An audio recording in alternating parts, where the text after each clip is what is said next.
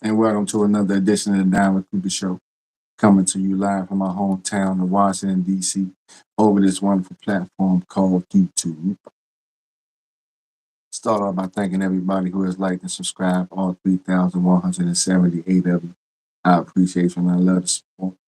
Make sure you keep rocking with your brother. I'm going to keep rocking with you. We got to start with the fact that the Lakers almost gave up the game just now. It was up 92-75 on the Wizards. And then the Wizards went on a 30-15 run.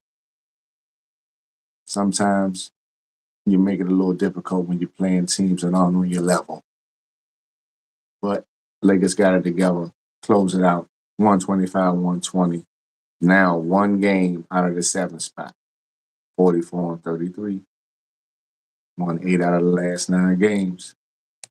I tried to let y'all know to be aware. The Lakers are coming.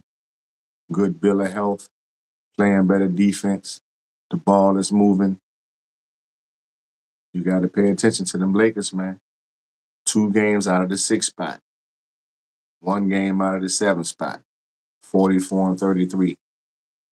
Played around a little bit, let the Wizards get back into it, but ultimately closed the deal, sealed the deal.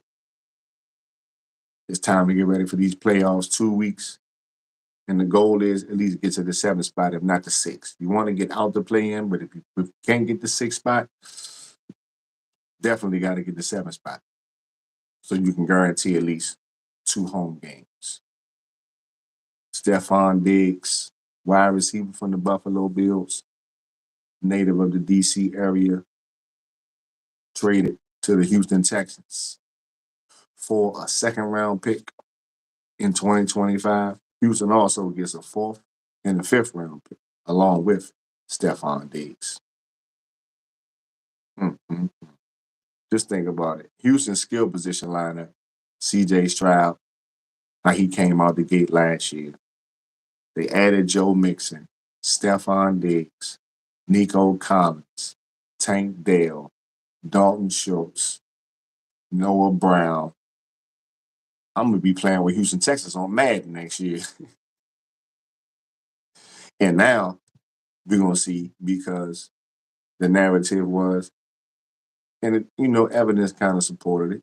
When Stephon Diggs got to Buffalo, that's when Josh Allen excelled. Now, Josh Allen lost Gabe Davis, Stephon Diggs.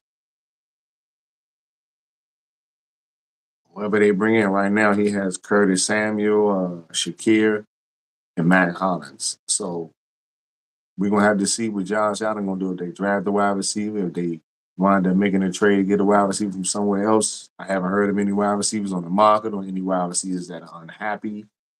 But what I do know is Josh Allen is really going to have to step his game up, because his top 2 receivers are gone.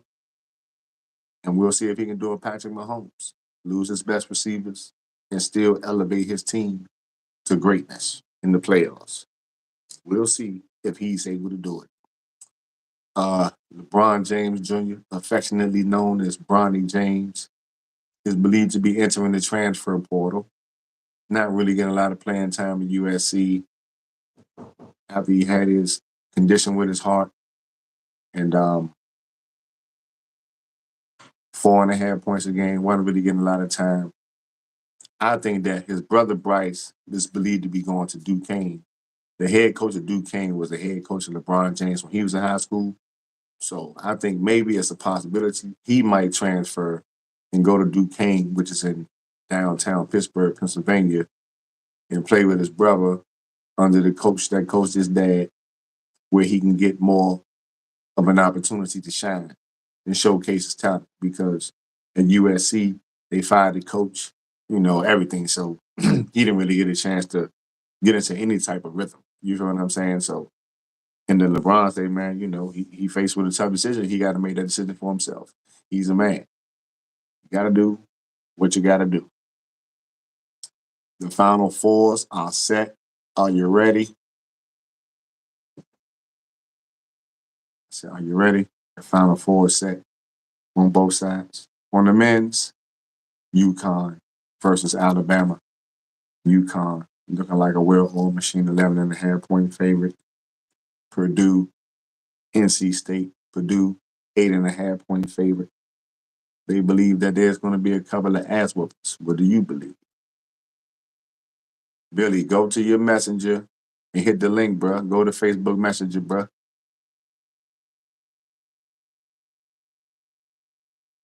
Go to Facebook Messenger, hit the link and hit join, bro.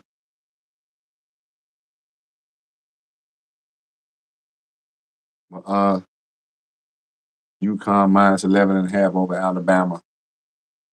What it looks like, they probably can win by more than that if Alabama doesn't catch 5 behind the line. Because if Alabama catch 5 behind the 3-point line, and that's what they're basically known for, they got a chance against UConn, at least to keep it close. I believe they have to hit at least 15 3-pointers to keep it close against UConn. Because UConn had a terrible shooting game, and they still had a 30-0 run last week. Like, they're a machine. So, unless Alabama hits a bunch of threes, UConn probably will blow them out. Purdue and NC State. NC State has DJ Burns Jr. He's been balling. I believe Zach Edey is a different weapon at 7'4". He'll make it tougher. The 8.5, that's a lot.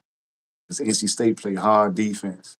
So I think that more than likely NC State has a better chance of covering the spread as an underdog than Alabama. Because if Alabama's cold behind the 3-point line, they can get blown. They can get the doors blown off of them real quick. Real quick. And one thing about it, if UConn get a lead, it is over. You can guarantee it's over. On the women's side, in the Final Four, we got undefeated South Carolina versus NC State. Look at that. NC State, women's and men's, both in the Final Four. And Iowa and UConn. Caitlin Clark versus Paige Beckers. You talking about excitement? This is what it's all about. Having the best players on the best teams going head to head to get that jewelry, to put that trophy up, to put that banner up, to get that ring, have your name etched in stone forever as a champion. Still ain't working out for you, Ill Bill. Trying to wait on your Brody. Who do y'all got on the men's side? Who do you got? UConn and Alabama? Who you got? Hit it up in the comments. Purdue, NC State. Who you got? On the women's side, undefeated South Carolina, NC State. Who you picking? In Iowa, in UConn. Women's side, Caitlin Clark, Paige Beckers. Who you like? Right now, we got a couple of games going on. Phoenix plays later. The Lakers won. So now there's a 1.5 game difference between 6th and 9th in the West. And in the East, there's a 3 game difference from 3rd to 7th in the East. It's getting tight coming down the stretch, baby. So y'all got to pay attention, watch these games. Did you see Victor Wembanyama going at it with the Joker last night? The Joker dropped 42. Wembanyama had 23, 15, 8 blocks. He blocked the Joker 4 times. He lost. But they put up a good showing, and they rumbled with the champs. Victor Wembanyama is coming, y'all. So pay attention. He's definitely coming. We can't get Ill Bill.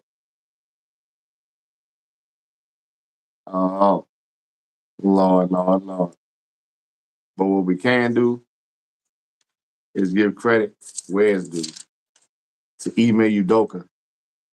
Because even though the Houston Rockets have failed 3 games behind Golden State, you got to give him credit for the coaching job that he's doing, because Houston is fun to watch now. And just imagine, with the Celtics right now, we expect them to get out of the East.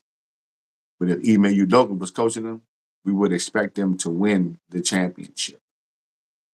We really would. Make no mistake about it. Ime Udoka doing a great job with the Houston Rockets. Golden State won 5 in a row, which they needed to do because the Houston Rockets was on their heels. They were on their heels for that last play-in spot. So maybe Golden State might be a little safe, but they got to play Houston coming up on the road. We'll see how that goes and how the race ends. Major League Baseball coming tomorrow. I will be talking about it. Y'all see my Yankees started off 5-1. It's looking good. Big bats, good pitching. Bullpen looking young and lively. A couple of other teams looking decent starting off. Detroit, Milwaukee, the Diamondbacks. Remember them? They made it to the World Series last year. Lost to the Texas Rangers. It's crunch time in the leagues. Baseball just beginning. Crunch time in hockey. Crunch time in the NBA. Crunch time in college basketball. Men's and women's Final Four coming up. Thank you to everybody who like and subscribe, everybody who tune in. And I will be right back at you as soon as possible. Peace and blessings.